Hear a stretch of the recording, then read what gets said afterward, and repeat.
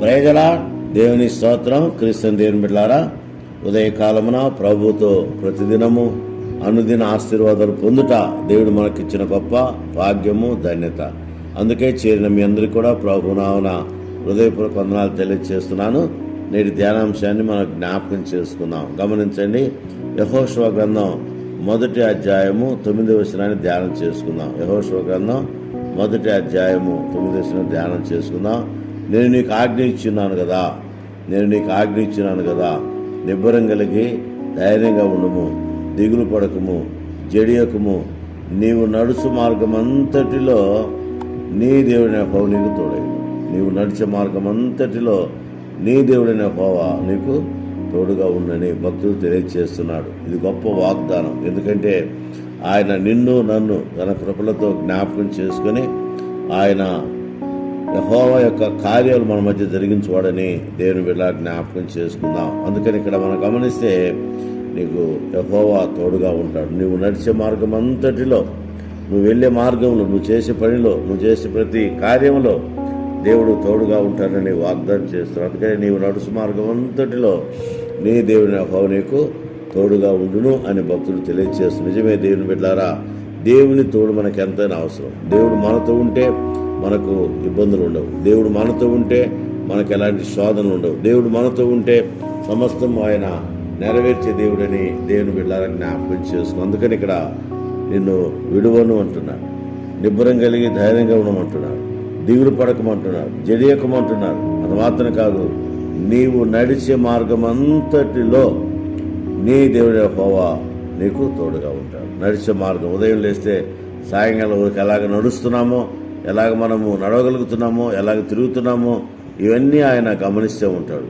యెహోవా నీవు నన్ను పరిశీలించుము, పరీక్షించుము, నాలో ఆయాస్కర మార్గం ఉంటే తీసివేయని భక్తుడైన దావీదు చెప్పినట్లుగా ఆయన నిన్ను నన్ను పరిశీలించే దేవుడు, పరిశోధించే దేవుడు, కరుణించే దేవుడు, కాపాడే దేవుడు, బలపరిచే దేవుడు, బలమైన కార్యాలు జరిగించే దేవుడిని దేవుని బిడ్డలారా జ్ఞాపకం చేసుకుని, ఉదయకాలమున దేవుని బిడ్డలారా గొప్ప వాగ్దానం ఏంటంటే ఆయన మన మధ్య నడుస్తాడు, ఆయన మనతో ఉంటాడు, ఆయన మన మధ్య కార్యం జరిగించువాడని చూస్తున్నాం. అందుకనే నీ ముందర నడుచువాడు యెహోవాయే. ఆయనే మన ముందు ఉంటాడు, మనల్ని నడిపిస్తాడు. అది మాత్రం కాదు, ఆయన నడిపించుటకు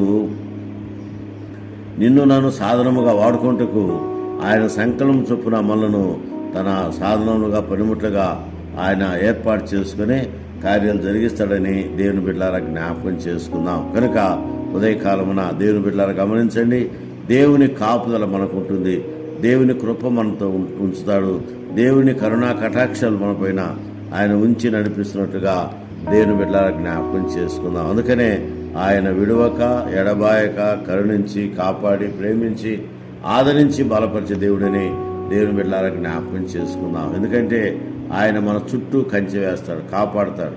ఆయన తన కృప అనుగ్రహించే దేవుడు, తన శ్రేష్టమైనటువంటి కృపావరాలు ఆయన కుమ్మరించే దేవుడని దేవుని బిడ్డలారా జ్ఞాపకం చేసుకొని ఈ ఉదయకాలమున మనమందరం కూడా దేవుని వర్తమానం వింటున్నాం, దేవుని మాటలు వింటున్నాం, దేవుని యొక్క కార్యాలు చూస్తున్నాం. కనుక మనము ఆయన సన్నిధిలో ముందుకు సాగాలి, ఆయన కృపావర్షం కుమ్మరించుటకు మనము ముందుకు సాగాలని దేవుని బిడ్డలారా జ్ఞాపకం చేసుకుందాం. అందుకనే ఆయన నిన్ను నన్ను విడవక ఎడబాయక కరుణించి కాపాడే దేవుడని దేవుని బిడ్డలారా జ్ఞాపకం చేసుకొని ఆయన సన్నిధిలో మనము ముందుకు సాగాలని, ఆయన కృపావర్షం కుమ్మరించబడుటకు మనము యోగ్యులుగా, ఆయన బిడ్డలుగా, కుమారులుగా, కుమార్తెలుగా ఉండాలని దేవుని బిడ్డలారా జ్ఞాపకం చేసుకుందాం. అందుకని దేవుడు మన మధ్య ఉండివాడు, మనతో ఉండివాడు, మన మధ్య కార్యాలు జరిగించే దేవుడు. అందుకే నిబ్బరం కలిగి ధైర్యంగా ఉండము, నీవు నడుచు మార్గం అంతటిలో నీ దేవుడి యెహోవా నీకు తోడై ఉండని భక్తులు తెలియజేస్తుంది. నిజమే దేవుని బిడ్డలారా, మనం నడిచే ప్రతి మార్గంలో, ప్రతి త్రోవలో ఆయన మనకు తోడుగా ఉంటాడు.